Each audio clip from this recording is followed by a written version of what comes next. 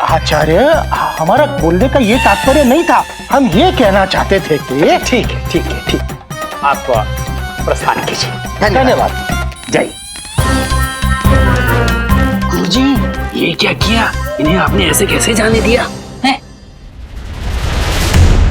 हम भली भांति पहचानते हैं इस पंडित रामाकृष्ण को। अवश्य कोई योजना है। महाराज इतनी सहजता से उस दुष्ट बाला को राजमहल हथियाने थोड़ी देंगे। हमें साथ ना लेकर पंडित रामाकृष्ण इस योजना और इस योजना की सफलता का श्रेय लेना चाहता है। तो अब आप क्या करेंगे गुरुजी? आप भी तो इतने दुष्ट, तात्पर्य है कि उस दुष्ट बालक को इस कार्य में सफल तो नहीं होने देंगे ना? गुरुजी, आप भी अपनी चमत्कारी बुद्धि का प्रयोग कीजिए ना। करें? कर लिया। हम उन दोनों का पीछा करेंगे। बाला बाला बाला, इतने दिए तो हमने बस भर में नहीं जलाए थे जितने यहाँ इस समय जले हैं। वाह चारू वाह, मुझे तो अपने भाग्य पे विश्वास ही नहीं हो रहा। एक ही रात में हम इतने भव्य राजमहल के स्वामी हो गए, है ना? हाँ बाला, पर इसका योगदान पंडित रामाकृष्ण को जाता है। ना तो वो तुम्हें भरे दरबार में चुनौती देता और ना ही तुम्हारे दिमाग में इतनी अच्छी योजना आती। क्यों? हाँ, ये तो सत्य है। क्यों पिताजी, अब ये सब कुछ हमारा है? हाँ पुत्र, ये सब कुछ हमारा है। क्यों राजा जी? महाशय, पंडित रामाकृष्ण और मंत्री जी आपसे भेंट करने की अनुमति चाहते हैं। अनुमति? अवश्य, बुलाइए उन्हें। जी। प्रणाम बाला महोदय। प्रणाम। हम विजयनगर राज्य के महामंत्री तिमारसु आपका इस राजमहल में स्वागत करते हैं। हम इस राजमहल से संबंधित सुरक्षा व्यवस्था की जानकारी उपलब्ध कराने आए हैं। महामंत्री जी, आप कल सुबह आइएगा। अभी हम अत्यंत शिथिलता का अनुभव कर रहे हैं। अभी हम विश्राम करेंगे। आपको जो भी जानकारी उपलब्ध करानी है वो आप कल कराएं। अरे नहीं नहीं बाला महोदय, आपसे अनुरोध है कि आज रात्रि आप महाराज की शैया पर विश्राम ना करें। क्यों?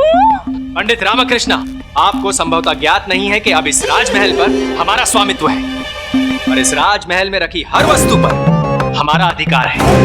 हम जैसा चाहेंगे वैसा उसका उपयोग करेंगे।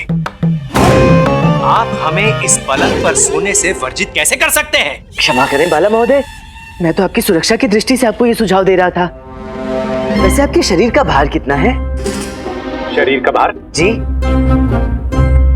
60 सेर। ओहो, 5 सेर कम है मंत्री भाई। यंत्र विशेषज्ञ से कहकर सारी यांत्रिक व्यवस्था को तदनुसार बदलना होगा। आपके कहने का तात्पर्य क्या है?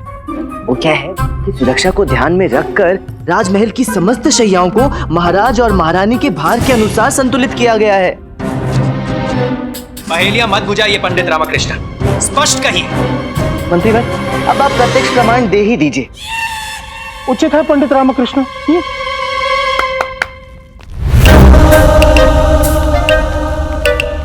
ये आप क्या प्रमाणित करना चाहते? आप प्रत्यक्ष देख लीजिए। रखिए।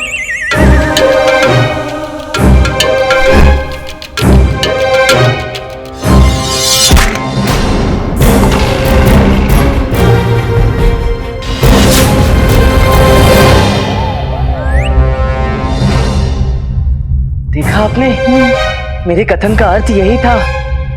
महाराज के अतिरिक्त कोई भी यदि इस शैया पर सोएगा तो ये भाला वहां से आकर सीधा उसके सीने में।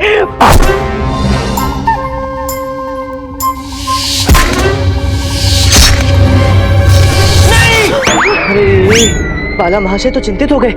ले जाइए, हटाइए इस पुतले को, दूर कीजिए। हाँ, ले जाइए। बाला महोदय, आप चिंतित न होइए। हम कल ही हमारे यंत्र विशेषज्ञ से कहकर इसे आपके अनुरूप बनवा देते हैं। हाँ? और अब सुरक्षा व्यवस्था के लिए हम आपसे कल भेंट करते हैं, जैसा कि आपका आदेश था। हाँ, अब हम आपके आदेश को ना कैसे कह सकते हैं। धन्यवाद। नहीं नहीं नहीं नहीं, कल नहीं, आप अभी सभी सुरक्षा नियमों को ज्ञात करवाएं, अभी। उचित है, जैसी आपकी आज्ञा। आई आई आई।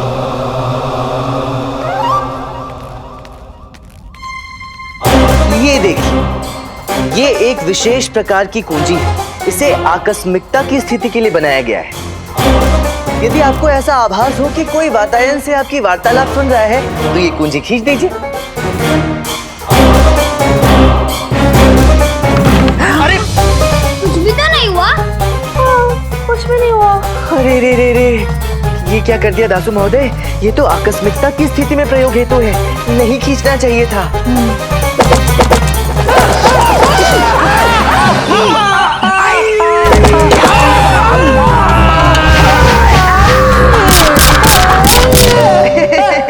इस प्रकार की ध्वनियां तो राजमहल में आती रहती हैं। आती रहती है। हमारे राजमहल में तो ऐसे कई बरामदे हैं जिसमें से वायु परिभ्रमण करती रहती हैं, तो ऐसी ध्वनियां आती रहती हैं।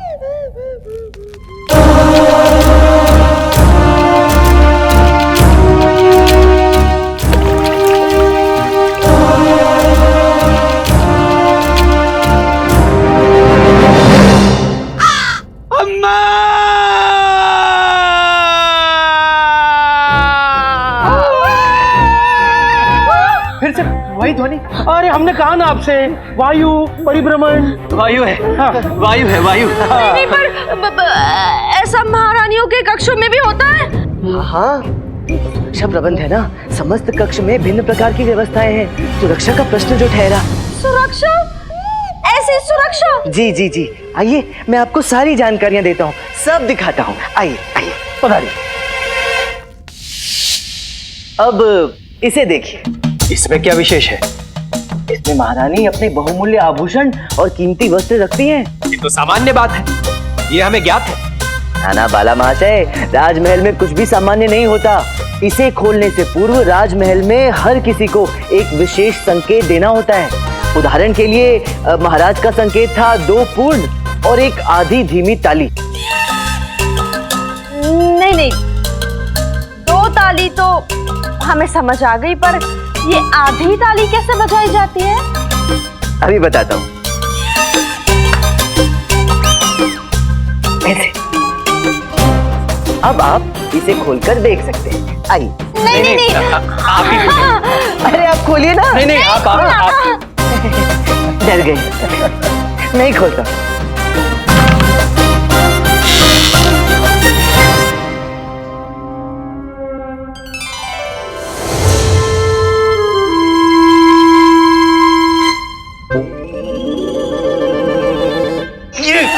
हमारी चोटी को क्या हुआ? आपकी चोटी टेढ़ी हो गई गुरुजी। कैसे? कब से? बहुत समय से गुरुजी। तो बताया क्यों नहीं? बहुत सुंदर लग रही थी, इसीलिए नहीं बताता। परंतु ये जंतु गुरुजी, ऐसा लगता नहीं कि चोटी कभी सीधी हो पाएगी। ऐसा प्रतीत होता है कि आपको टेढ़ी चोटी में ही अपना शेष जीवन व्यतीत करना होगा। छोड़ो चोटी को, चोटी के विषय में बाद में सोचेंगे। ये अंदर पंडित रामाकृष्ण क्या उल्लू सीधा कर रहा है? अवश्य कोई रहस्य कक्ष के अंदर जाना होगा। किंतु गुरुजी, इसी अवस्था में जाएंगे क्या? और किस अवस्था में जाएंगे? हाँ, चलिए। ये सब हमारा है। हाँ पुत्र, पीछे होकर ही देखो। हाँ, ये सब आपका है। तो जिस प्रकार आपने कहा, उस प्रकार से अगर 2 पूर्ण ताली और 1 आधी ताली ना बजाए तो उचित है। तो हम आपको बताते हैं कि अगर आपने ताली नहीं बजाई तो इसका क्या परिणाम हो सकता है। देखिए। आइए।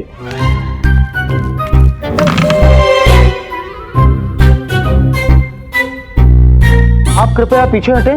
हट जाइए, हट जाइए, हट जाइए।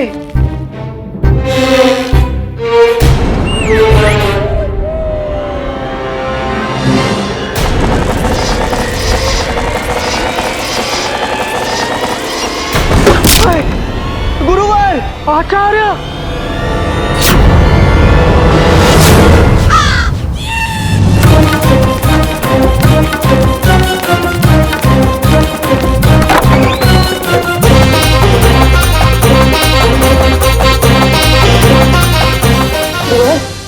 आप ठीक तो हैं?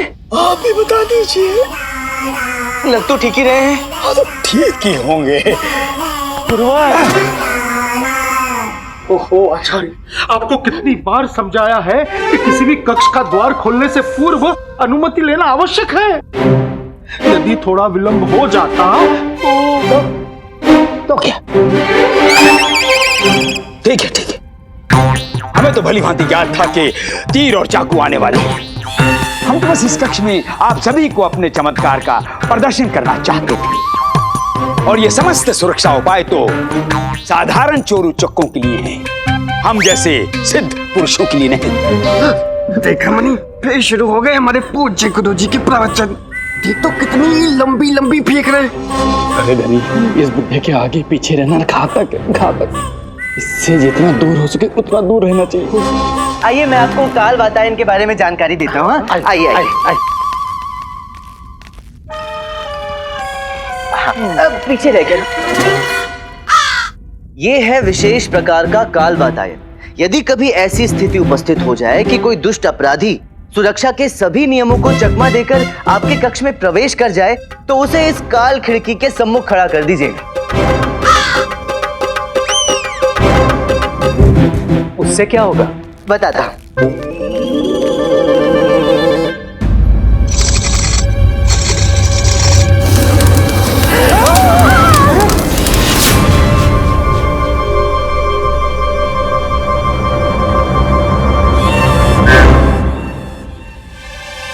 अरे धनीमनी, आप खिड़की के समक्ष क्यों आ गए? देखने के लिए कि काल वातायन कैसा होता है।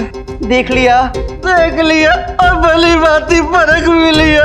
साक्षात नरक है। अब हम यहाँ एक क्षण भी नहीं रुकेंगे।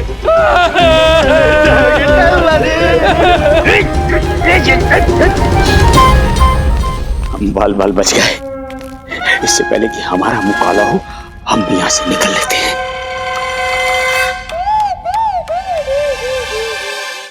पंडित रामकृष्ण, आपका प्रदर्शन समाप्त हुआ कि अभी भी कोई सुरक्षा प्रबंध शेष है? ना महाशय, अभी तो अनेक हैं। राजमहल है ना, यहाँ कदम कदम पर ऐसी व्यवस्थाएं अनिवार्य हैं। पंडित रामकृष्ण, आपसे निवेदन है कि आप अभी के अभी यंत्र विशेषज्ञ को बुलाकर उन्हें आदेश दें कि ये सारे सुरक्षा प्रबंध निष्क्रिय कर दें। हाँ देखिए, हम तो साधारण से मनुष्य हैं, हमें ऐसी सुरक्षा व्यवस्था की कोई आवश्यकता नहीं है। हम तो रसोई में ही रह लेंगे। रसोई घर में? ना भला महाशय, रसोई घर में तो कदापि नहीं। वहाँ राज परिवार का भोजन पकाया जाता है ना। वहाँ तो अन्य कक्षों की अपेक्षा कहीं अधिक सुरक्षा व्यवस्था होती है। तो फिर हम कहाँ रहें? वही तो, कहाँ सोए? सेवकों के आगार में सो नहीं सकते, बरामदे में सो नहीं सकते, रसोई घर में सो नहीं सकते। फिर हाँ, आप एक कार्य कीजिए, आप सेवकों के स्नानागार में सो जाइए। कैसी बातें कर रहे हैं पंडित रामकृष्ण? वहाँ तो सारे सेवक स्नान करते हैं, हाथ धोते हैं। वो गंदा पानी, जूठा पानी, वो सब कुछ इन पर गिर सकता है ना। ये तो गहन समस्या उत्पन्न हो गई मंत्रीवर। किंतु करे भी तो क्या करें? राजमहल में सेवकों का स्नानागार एकमात्र ऐसा स्थान है जहाँ सुरक्षा व्यवस्था नहीं है। सोना तो आपको वहीं पड़ेगा। हम आपके लिए चटाई की व्यवस्था भी कर देंगे। नहीं, हम तो वहीं सो लेंगे। आप हमें बस वो स्थान और उस स्थान की ओर जाने वाली दिशा बताएं। जी, यहाँ से निकलकर दाएं मुड़ जाइए, फिर बाएं मुड़ जाइए, वहाँ से सीधा सीधा पहुँच जाएंगे। संभाल के। दाएं दाएं।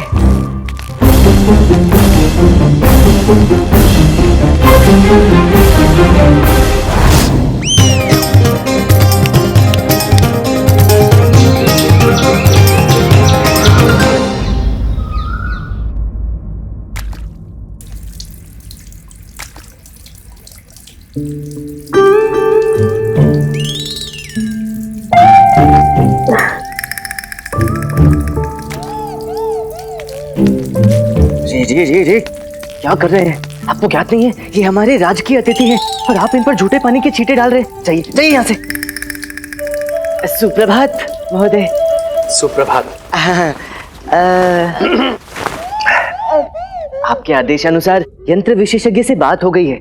उन्होंने महल के सारे सुरक्षा प्रबंध समाप्त कर दिए हैं। अब आप निश्चिंत होकर महल में कहीं भी भ्रमण कर सकते हैं। चारू, अब सारी समस्या समाप्त हुई। अब हम आनंद पूर्वक इस राजमहल का सुख भोग सकते हैं। और अब हमें ये सेवकों के स्नान गृह में नहीं, बल्कि महाराजा की शैया पर सोने का सुख भोगना है। महोदय, राजसी रसोइये ने सूची भिजवाई है, कृपया अध्ययन कर लीजिए। अवश्य।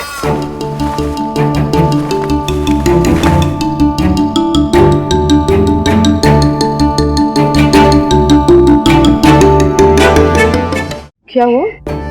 हे ईश्वर, ये क्या है?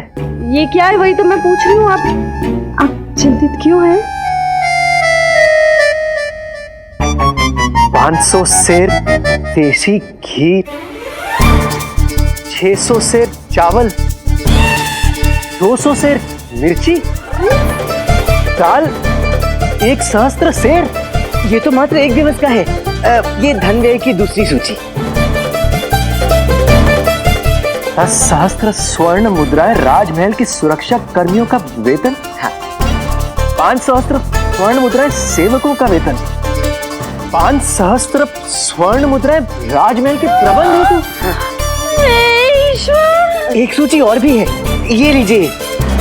क्या है कि महाराज के पास 1 सहस्त्र हाथी और 10 सहस्त्र घोड़े हैं। उनकी भोजन की व्यवस्था के लिए 10 सहस्त्र स्वर्ण मुद्राएं प्रति माह, बाग बगीचे के रखरखाव के लिए 2 सहस्त्र स्वर्ण मुद्राएं प्रति माह, अस्त्र शस्त्र के संरक्षण हेतु 1 लक्ष स्वर्ण मुद्राएं प्रति माह, और राजमहल में जलते हुए दियों के लिए 5 सहस्त्र स्वर्ण मुद्राएं प्रति माह। और तो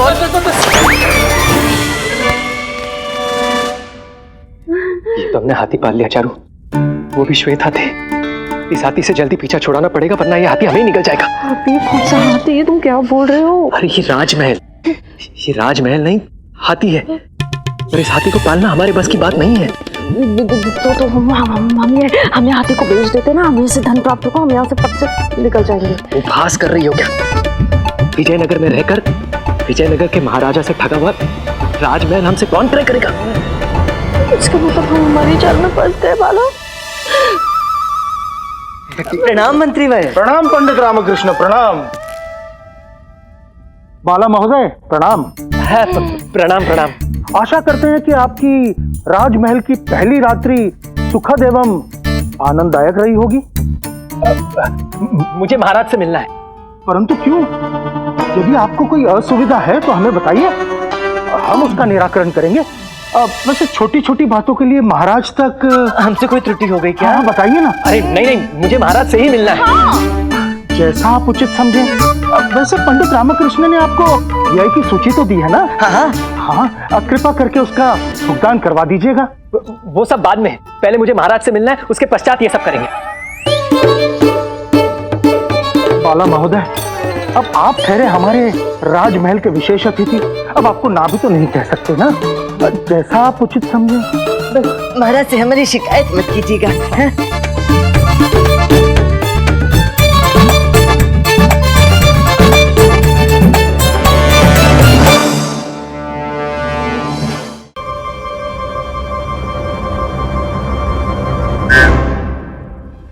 कहिए बाला महोदय, आपने हमें याद किया और हम दौड़े दौड़े राज दरबार में आ गए।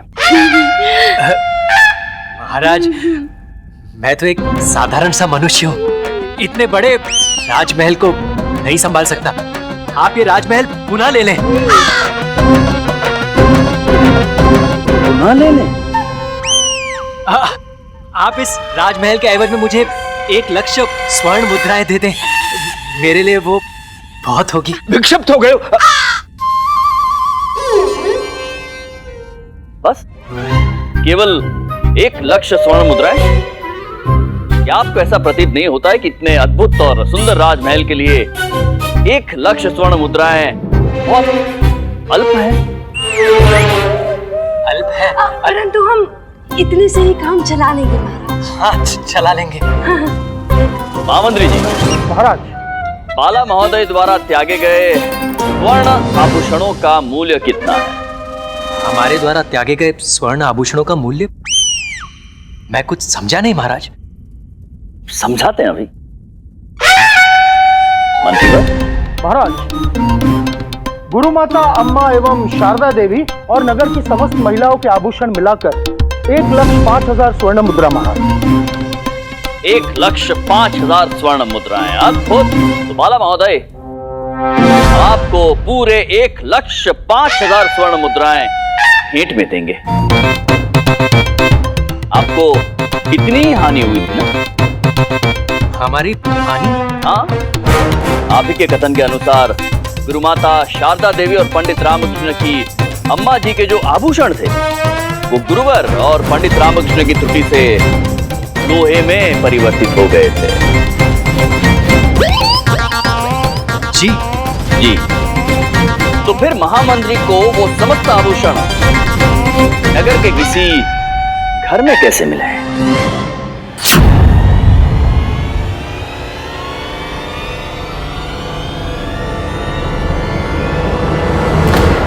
महाराज, वैसे ही आभूषण किसी और के भी तो हो सकते हैं। हाँ।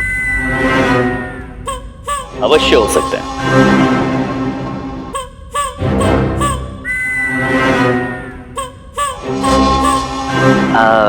महोदया,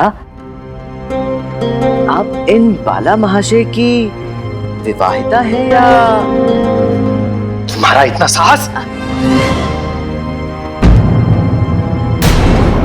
आप शांत रहिए जी, मैं इनकी विवाहिता स्त्री हूँ, पत्नी हूँ। अच्छा अच्छा, तो फिर आपके गले में इनके नाम का मंगलसूत्र क्यों नहीं है?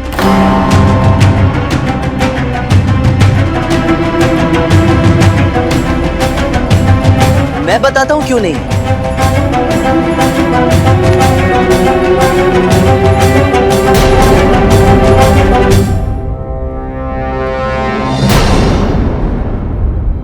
जब आप उस कुटिया से भाग रही थी ना, तो वहां गिर गया था।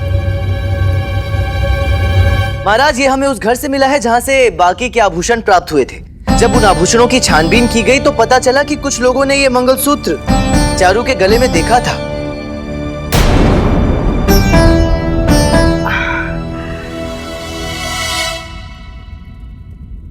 रामा जी, ये सत्य है कि एक विवाहिता स्त्री की पहचान उसके मंगलसूत्र से होती है, परंतु पुरुष विवाहित है या नहीं, इसका कोई चिन्ह नहीं होता जिससे ये सत्यापित किया जाए।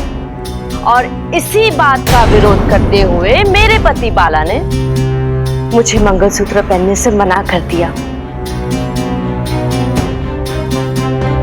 इसलिए जब मैं मंगलसूत्र पहनती ही नहीं, तो ये मंगलसूत्र मेरा कैसे हो सकता है? वाह वाह वाह, अत्यंत उच्च विचार हैं बाला महाशय के तो।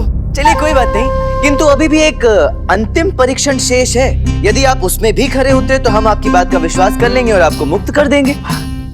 अब कौन सा अंतिम परीक्षण बाकी है? जी, ये हिमालय पर्वत पर पाई जाने वाली एक विशेष प्रकार की बूटी है।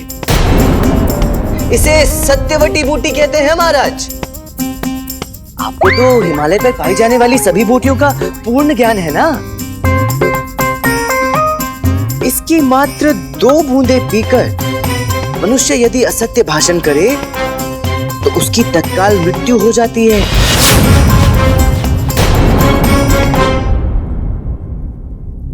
मैं चाहता हूं बाला महाशय कि आप इसका सेवन करें। इसे पीकर कह दीजिए कि आप ठग नहीं हैं, हमें आपकी बात का विश्वास हो जाएगा। और यदि आपने असत्य कहा फिर तो आप कुछ कहने के लिए बचेंगे ही नहीं, है कि नहीं? लीजिए लीजिए, अरे लीजिए, पीजिए। आप पीजिए पीजिए। यदि आप सत्य हैं तो आपको किस बात का डर है? पीजिए। हाँ हाँ, बात को आज कहा, पी जाइए।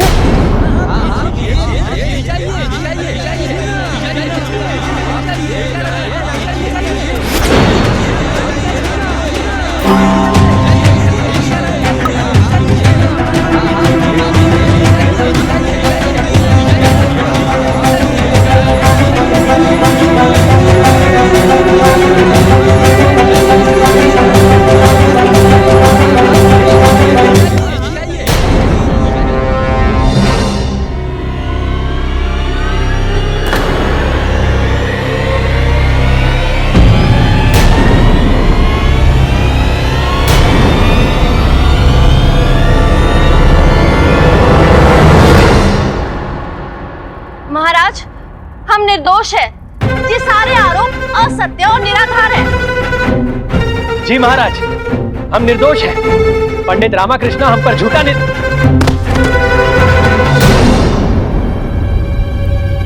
चारू, चारू, चारू उठो, चारू, चारू, चारू, चारू उठो। क्या हो गया? चारू, मेरी चारू मुझे छोड़कर चली गई। चारू, ये चमत्कारी जड़ी बूटी तो हमारे परम पूजनीय प्रिय गुरु जी को पिलानी चाहिए थी, ताकि इस बुड्ढे से हमें हमेशा हमेशा के लिए छुटकारा मिल जाए और हमें आनंद आ जाए। चारू, क्या आवश्यकता थी असत्य बोलने की? मैं पी रहा था ना वो औषधि मेरे प्राणों को बचाने हेतु। इसने स्वयं को ही मृत्यु को समर्पित कर दिया। चारू उठो, चारू, तुम्हारे बिना मेरे जीवन का कोई मूल्य नहीं है। चारू, चारू, मेरे लिए नहीं तो इस अबोध बालक के लिए उठ जाओ। चारू, इसे तुम्हारी आवश्यकता है। चारू उठो, चारू। पंडित रामकृष्णा, कृपा करके मेरी चारू को बचा लीजिए। महाराज जी कहिए। महाराज, पंडित रामकृष्ण का कथन सत्य है। मैं स्वीकार करता हूं कि हम अपराधी हैं। हम ही है वो ठग महाराज।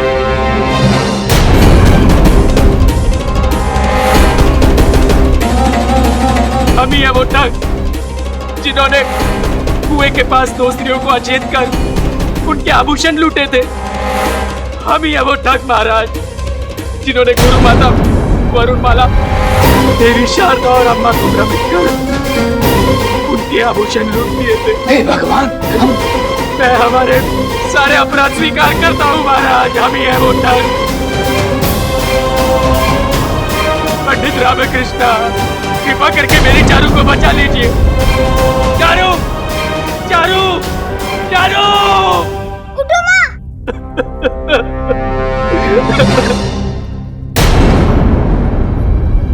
चारू,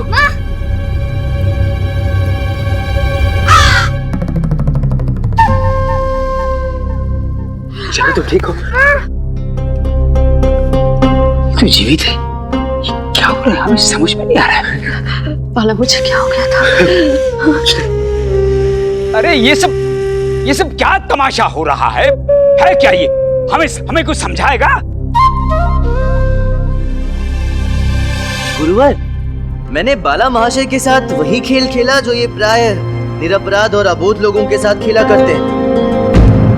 चमत्कारी रसायन, बलवर्धक बूटी, चमत्कारी झोला। चारू ने जो औषधि पी वो भी एक चमत्कारी बूटी है, जिससे मनुष्य की हृदय गति कुछ पलों के लिए रुक जाती है और ऐसा प्रतीत होता है जैसे उसकी मृत्यु हो गई। हमारे पास आपके विरुद्ध जो भी प्रमाण थे वो केवल संयोगिक साक्ष्य थे। इस कारण से आप अपना अपराध स्वीकार नहीं कर रहे थे। इसलिए महाराज, मुझे इस अंतिम उपाय का प्रयोग करना पड़ा और कोई विकल्प था नहीं मेरे पास।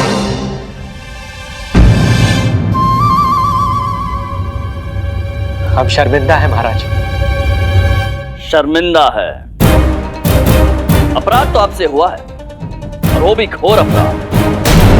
आपने ना केवल सामान्य जनों को ठगा है, अपितु हमारे आत्मीय जनों को भी ठगा है। और तो और आपने स्वयं हमें, विजयनगर राज्य के सम्राट कृष्णदेव राय को ठगने का दुस्साहस किया है। आप अत्यंत भयानक और हानिकारक अपराधी हैं। दंड तो आपको मिलेगा। कृपा करके हमें काल कोठरी में ना डालें। ये हमारा बालक है, ये अभी बहुत छोटा है। हम आपके दास बनकर रहेंगे महाराज। हमें क्षमा कर दीजिए। महाराज, एक सुझाव है। हाँ पंडित रामकृष्णा, हम आप ही के सुझाव की प्रतीक्षा कर रहे हैं और विश्वास है कि यह सुझाव विशेष होगा। आप हमारे विशेष सलाहकार जो हैं। बताइए, आपका क्या सुझाव है? धन्यवाद महाराज। सुझाव ये है कि हमें इन्हें स्वतंत्र कर देना चाहिए और इन्हें बीजापुर में जाकर आवास करने का आदेश देना चाहिए, और जो इनका मनपसंद कार्य है जिसमें ये पारंगत हैं, वही उन्हें वहां करने का आदेश देना चाहिए ठगी। ये क्या कह रहे हैं महाराज? ठगी? जी महाराज। पंडित रामकृष्ण, हम आपका तात्पर्य समझे नहीं। महाराज, इससे बीजापुर कुछ समय के लिए इन्हें ढूंढने में व्यस्त रहेगा और हमें उनकी शरारतों से शांति मिलेगी। हम भी कुछ दिन शांतिपूर्वक रहेंगे। ये हमारे शत्रुओं का ध्यान बटाने में हमारी सहायता करेंगे और हमें गुप्त सूचनाएं भी वहां से भेजेंगे। पंडित रामकृष्ण, आप चतुरों के चतुर हैं।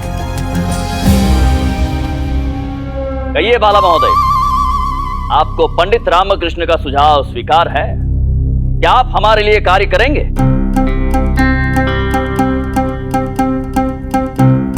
जी महाराज, स्वीकार है। कोतवाल जी। जी महाराज। जाइए, इन्हें लेकर जाइए और इन्हें अपना कार्य समझा दीजिए। जो आज्ञा महाराज।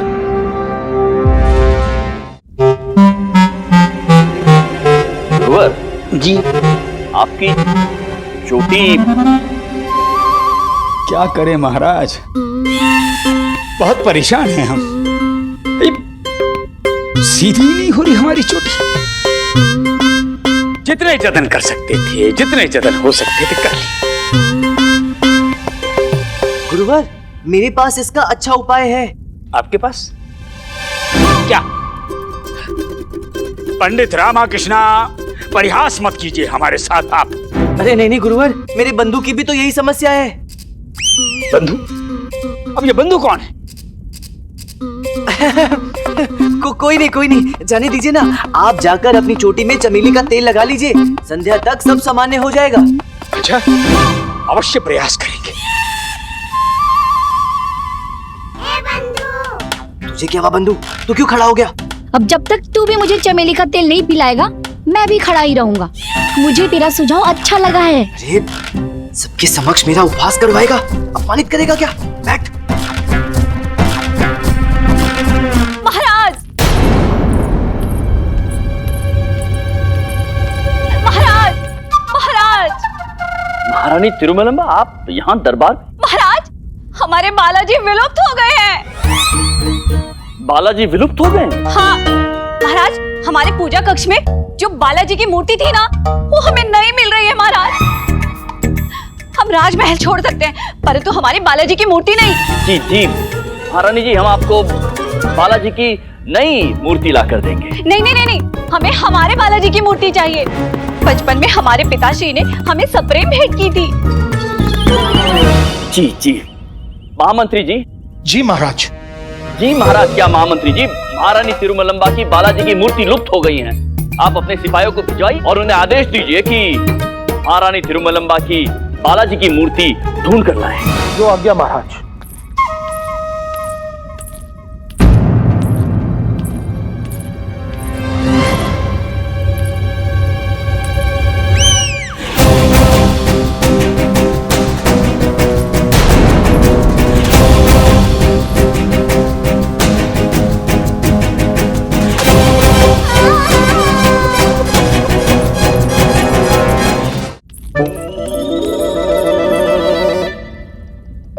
आपकी मूर्ति हमारे पास थी। परंतु हमने तो ये मूर्ति समस्त दिशाओं में ढूंढी थी, हमें तो ये कहीं नहीं मिली। आपको ये कहाँ मिल गई? वो जो व्यक्ति आपके महल में निवास कर रहे थे, उनका बेटा दासू आपके पूजा घर से ये मूर्ति उठा के लेके गया था खेलने के लिए। हमने देख लिया और इसे वापस लेके आए। आपने बहुत बड़ा कार्य किया है। हम आपसे अत्यंत प्रसन्न हैं। आज से आप हमारी मुख्य प्रसादिका नियुक्त की जाती हैं।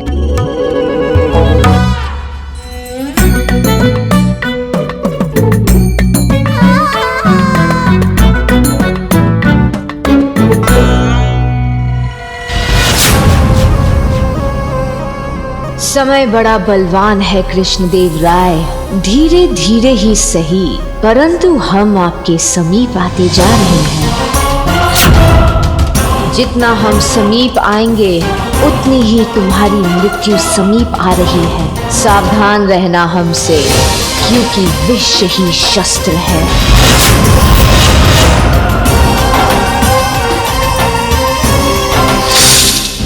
महारानी जी, हम भयभीत हैं। क्यों? वैसे तो हमारे व्यक्तित्व है ही इतना प्रभावशाली, कि सामान्य मनुष्य हमें देखकर भयभीत हो जाता है, पर तुम क्यों भयभीत हो?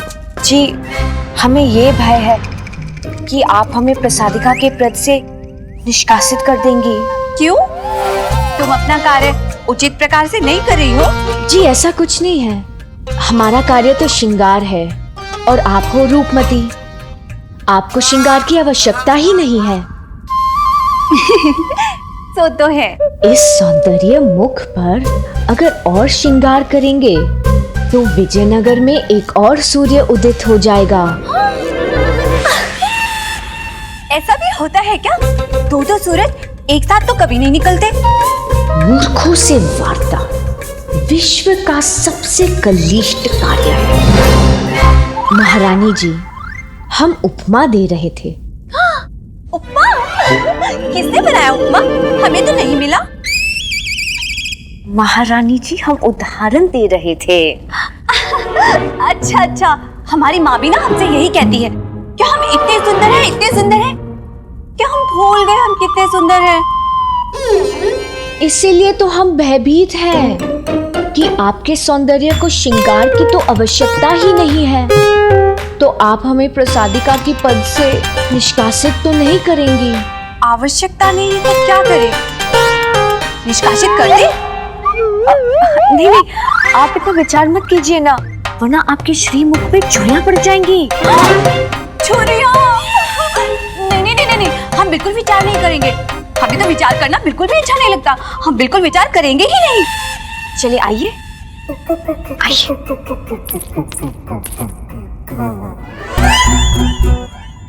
इस विशेष लेप में केसर, चंदन, हल्दी एवं स्वर्ण का मिश्रण है। इसे लगाकर आपका मुंह और निखर उठेगा।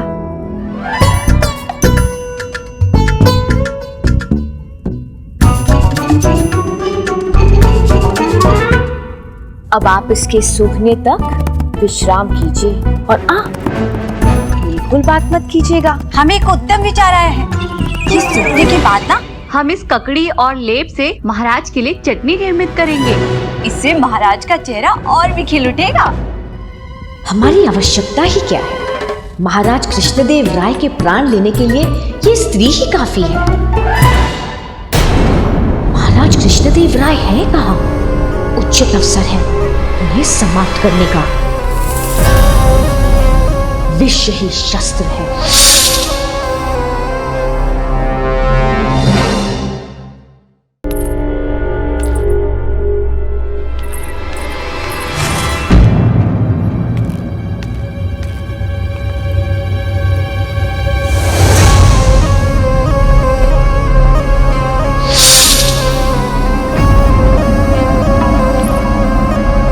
आइए, आप ही की प्रतीक्षा कर रहे थे हम। हे ईश्वर, इन्होंने हमें देख लिया।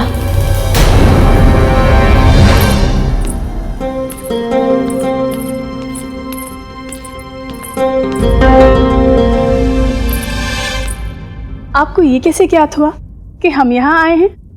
संभवतः आपको ज्ञात नहीं है, परंतु आपके आने के पूर्व सुगंध का एक झोंका आता है। उस झोंके को हम नहीं पहचानेंगे तो और कौन पहचानेगा चिन्ना देवी? स्वामी, आपके दरबार में जाने का समय हो गया है। हम आपका पसंदीदा रत्नों जड़ित हार देते थे।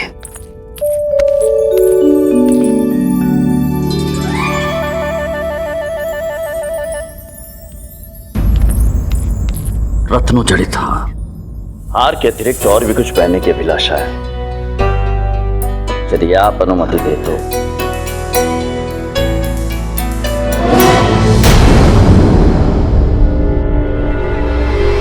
महाराज, एक क्षण। कौन है वहां? कौन है? तुरंत सामने आइए। महारानी चिन्ना देवी, क्या बात? महाराज, हमें ऐसा प्रतीत हुआ कि कोई है जो हमें देख रहा है। महारानी, ये हमारा कक्ष है। यहाँ पर आपके और हमारे अतिरिक्त और कोई नहीं हो सकता है। और हमें रात दरबार जाना है, विलंब हो रहा है। जी महाराज, आप शीघ्र ही तैयार हो जाइए। हम आपके लिए भोजन की व्यवस्था करते हैं।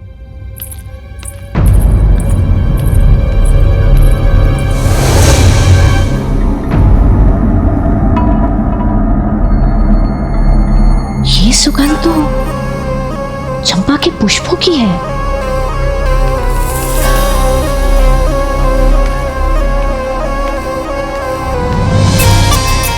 नहीं चंद्रकला, नहीं, नियंत्रण रखो। पुष्पों की सुगंध पर नहीं, अपने कार्य पर ध्यान दो।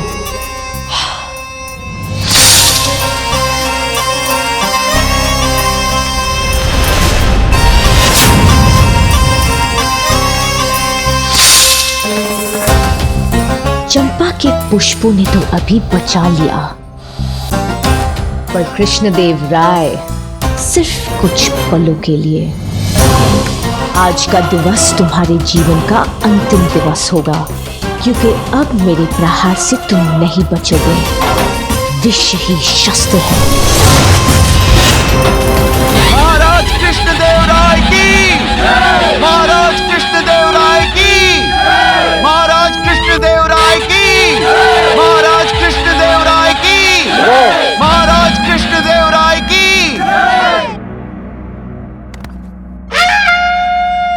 गुरुवर, ये आप सभी ने अपने अपने मुख क्यों छुपाए हुए हैं? क्या बात है? मंत्रीवर, कोतवाल, आप सभी के मुख क्यों छुपे हुए हैं? जी महाराज, वो मतलब महाराज वो। मंत्रीवर क्या ये वो कर रहे हैं? पंडित रामकृष्ण कहाँ है? मैं यहाँ हूँ महाराज, क्षमा करें। प्रणाम महाराज।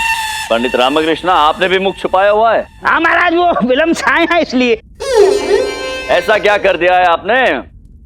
मुख दिखाइए अपना। नहीं महाराज। दिखाइए पंडित रामकृष्ण अपना मुख। नहीं महाराज। पंडित रामकृष्ण अपना मुख दिखाइए।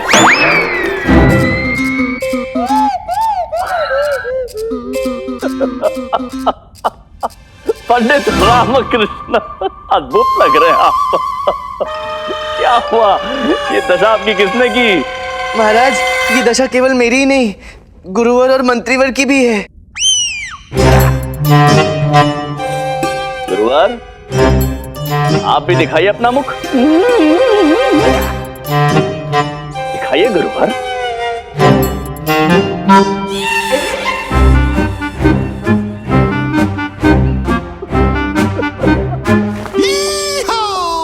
गुरुवर, आपका मुख तो टमाटर की भांति लाल प्रतीत हो रहा है। टमाटर, वो भी सड़े हुए। सड़े हुए नहीं, कीड़े। और धनी मनी आप भी।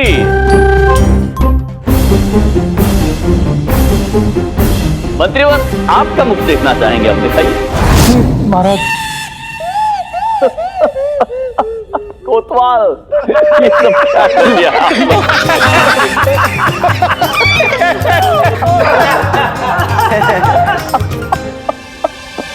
ये दुर्दशा आप सभी की किसने की है?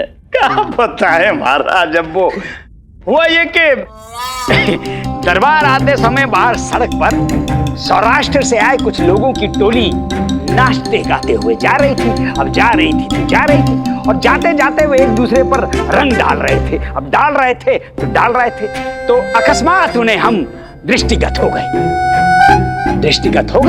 तो उन्होंने हमें पकड़ लिया। अब पकड़ लिया, ये कर दिया।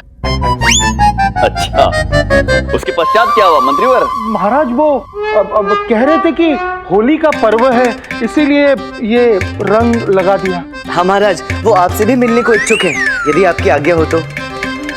अवश्य, ऐसे रंग बिरंगी लोगों से हम अवश्य मिलना चाहेंगे। उन्हें राज दरबार में प्रस्तुत किया जाए। आइए।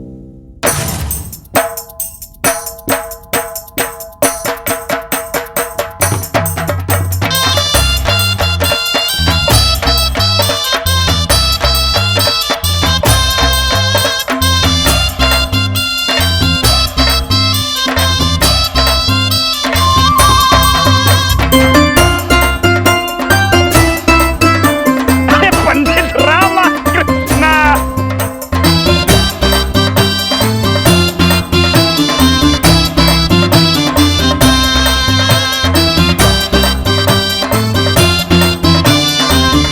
बहुत अच्छे पंडित रामकृष्ण। प्रणाम महाराज। प्रणाम प्रणाम। आपने होली ना पर्वनी खूब खूब शुभेच्छा हो। અને તમને બધાને પણ હો. आपको होली के पर्व की शुभकामनाएं महाराज। अच्छा अच्छा, आप सभी को भी हार्दिक शुभकामनाएं। परंतु ये होली का पर्व कैसा पर्व होता है? महाराज, ये पश्चिम, उत्तर और पूर्वी भारत में मनाए जाने वाला महत्वपूर्ण त्योहार है। महाराज, ये सतयुग की बात है। राक्षस वंश में एक सम्राट थे, हिरण्यकश्यप। हिरण्यकश्यप भगवान विष्णु से बहुत द्वेष रखते थे, परंतु स्वयं उनके पुत्र प्रहलाद भगवान विष्णु के परम भक्त थे और हिरण्यकश्यप को ये बात अनुचित प्रतीत होती थी कि उनका पुत्र उनके शत्रु की भक्ति करता है। अतः हिरण्यकश्यप ने अपने ही पुत्र प्रहलाद का वध करने का निश्चय किया। ये तो अत्यंत रोचक कथा है। उसके पश्चात क्या होता है? हिरण्यकश्यप स्वयं को ईश्वर समझता था और कहते थे कि उनका पुत्र और समस्त प्रजा उनकी पूजा अर्चना करे। प्रहलाद तो केवल श्री विष्णु को ही अपना आराध्य मानते थे और उनका जाप करते थे। भक्त तो ऐसे ही होते हैं महाराज, अपने आराध्य के प्रति समर्पित। परंतु क्या हिरण्यकश्यप ने प्रहलाद को विष्णु भक्ति छोड़ने के लिए बाध्य कर दिया? जी महाराज, हिरण्यकश्यप ने प्रहलाद को समझाने की लाख कोशिश की, पर वो असफल रहा। तब उसने प्रहलाद का वध करने के कई प्रयास किए, पर विष्णु कृपा से उसमें भी उसे सफलता प्राप्त नहीं हुई। अंत में हिरण्यकश्यप अपनी बहन होलिका के पास सहायता मांगने गया। होलिका को एक वरदान प्राप्त था कि अग्नि उसे जला नहीं सकती थी। जब होलिका के समझाने पर भी प्रहलाद नहीं माने, तो होलिका प्रहलाद को अपनी गोद में लेकर चिता पर बैठ गई और चिता को अग्नि से प्रज्वलित किया गया। तो फिर वो प्रहलाद मान गए? जी नहीं गुरुवर, श्री हरे कृपा से प्रहलाद को तो कुछ नहीं हुआ। वो तो हंसते हुए भक्ति में लीन अग्नि से बाहर चले आए। परंतु होलिका, वो तो अग्नि में जलकर भस्म हो गई।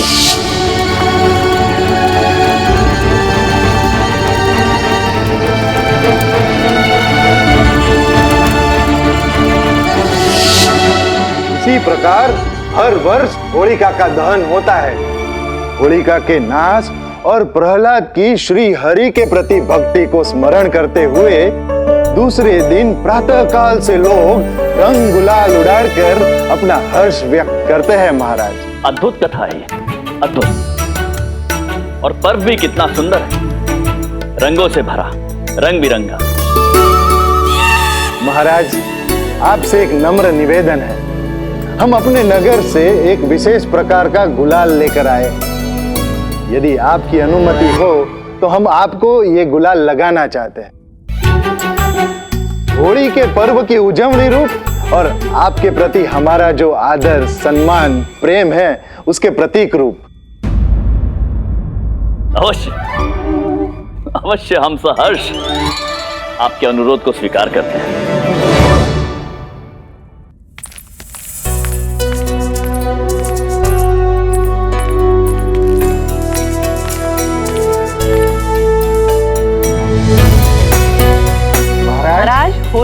अभिनंदन। आपको भी होली की हार्दिक शुभकामनाएं। वाह महाराज।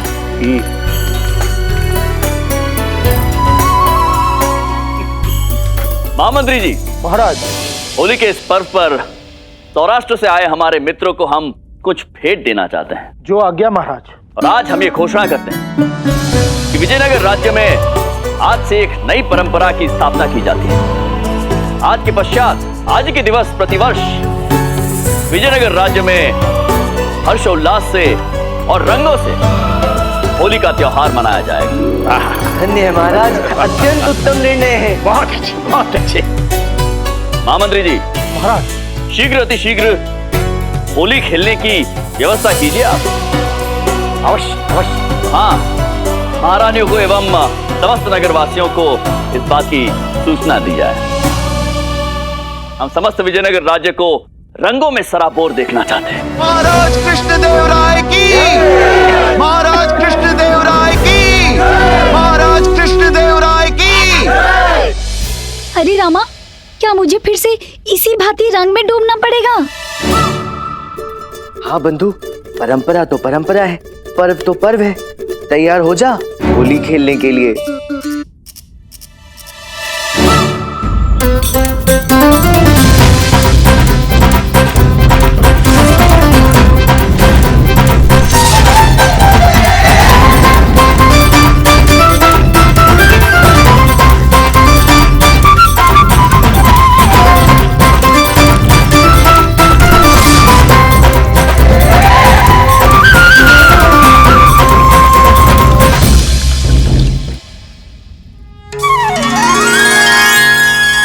होली नामक पवित्र पर्व पर आपको हार्दिक शुभकामनाएं।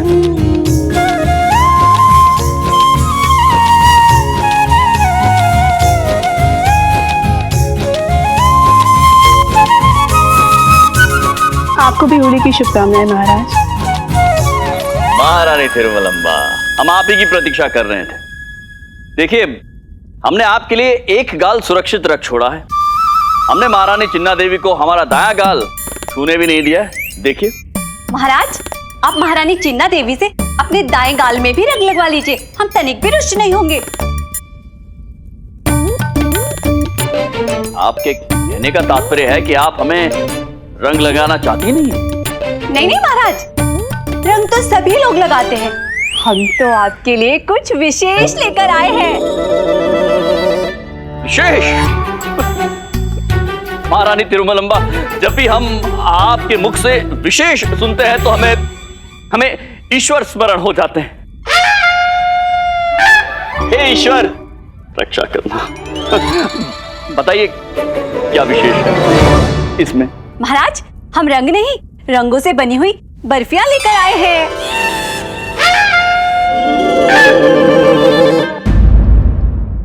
रंगों से बनी बर्फियां? हाँ, लाल रंग की लाल, पीले रंग की पीली, सफेद रंग की सफेद, हरे रंग की हरी। महारानी तिरुमलम्बा, ये रंग तो होली खेलने के उपयुक्त होते हैं, आपने इनकी बर्फी बना दी? महाराज, ये प्राकृतिक रंग है, आप तनिक भी चिंतित ना होइए, आप इन्हें खाइए। नहीं नहीं नहीं नहीं नहीं नहीं, अर्थात हम कह रहे हैं होली का जो पर्व होता है महारानी तिरुमलम्बा, वो पारिवारिक पर्व होता है, तो हम ये सारे विशेष मिष्ठान स्वयं खाएं, ऐसा तो हो नहीं सकता है। हम इतने स्वार्थी कैसे हो सकते हैं महारानी तिरुमलम्बा? वाह महाराज, आप कितने महान हैं। महान है नहीं महारानी तिरुमलम्बा, बस आपका स्नेह है जो हमें महान बनने पर विवश कर देता है। महारानी तिरुमलम्बा, ये बाकी सारे रंग तो ठीक है, परंतु काले रंग की बर्फी आपने बनाई कैसे? महाराज, हमने सभी रंगों की बर्फी बना ली, फिर सोचा काले रंग की तो बनी नहीं, तो बस थोड़ा सा काजल मिलाया और काली बर्फी तैयार।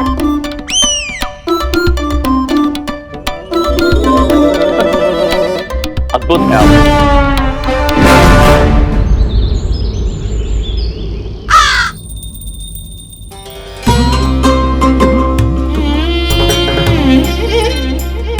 अरे कहाँ तो हम हमारी प्रिय सौदामिनी के साथ रंग गुलाल का स्वप्न देख रहे थे, और कहाँ ये वरुण माला, लगता है प्राण लेगी हमारे। अब बस करो वरुण माला, हो गया है ना, हम जाएं? रुक कर जाइए गुरुजी, अब कहीं भी नहीं जा सकते। गुरु माता, आप शुरू कीजिए कार्य अपना। स्वामी, अभी तो प्रक्रिया आरंभ हुई है, अभी तो गुलाबी रंग से सहस्त्र नाम अर्चना आरंभ हुई है, वो भी मात्र 100 बार, 900 बार तो शेष है। पर स्वामी, हमने तो ये प्रण पूरे 7 रंगों से लिया है, 6 रंग तो शेष है अभी। हे भगवान, इतने सारे रंगों के साथ आपकी पूजा अर्चना समाप्त होते होते तो अगली होली का आगमन हो जाएगा। तो गुरुजी, आपको कौन सी शीघ्रता है, आ जाने दीजिए अगली होली। रंग ही तो लगाना है, लगवा लीजिए। प्रिय वरुण माला जी स्वामी। आपको हमारी पूजा अर्चना के अनेक अवसर प्राप्त होंगे। हमें भी तो अवसर मिलना चाहिए ना। आप देखो, आप हमारी अर्धांगिनी हैं, है ना जी? तो हमें भी अपना प्रेम प्रकट करने का अवसर प्राप्त होना चाहिए ना।